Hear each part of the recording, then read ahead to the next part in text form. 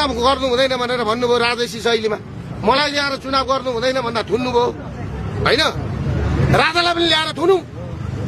दम छ ओम प्रकाश अरियाल, दम छ सुशीला कार्की, अनि दम छ त्यो यहाँ काठमाडौँको सिडिओ छ नि, यो काठमाडौँको सिडिओ, अनि त्यो निर्वाचन आयुक्तको दम छ। राजाका अगाडि बाबाको दुवाई भन्छन्। र एउटा कुरो, अब राजाले पनि हिम्मत गर्नुपर्छ। मैले सुनेको राजा पनि अब बाटोमा निस्किने कुरा सुनेको छु। राजा बाटोमा निस्किँदाखेरि नि विदेशी सेना आयो भनेर आएर रोके भने मात्रै हो, नभए नेपालको सेना, नेपालका पुलिस र नेपाली जनताले दरबारभित्र लगेर हालेर सलामी ठोक्नुपर्छ। फेरि पनि नमस्कार छ।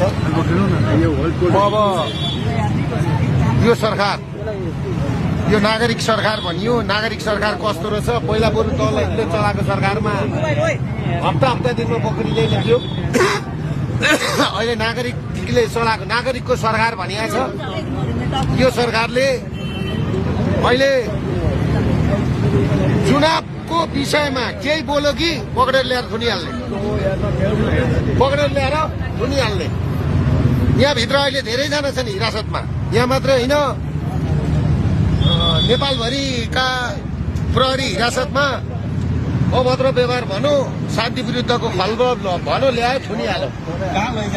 त्यही उसमा मलाई एउटै पत्रमा मलाई पहिला पोखराबाट पक्राउ गरियो, त्यस पछाडि अस्ति कालीको चाल्ना खेलबाट पक्राउ गरियो, त्यस पछाडि अस्ति राति 10 बजी घरबाटै ल्याइयो।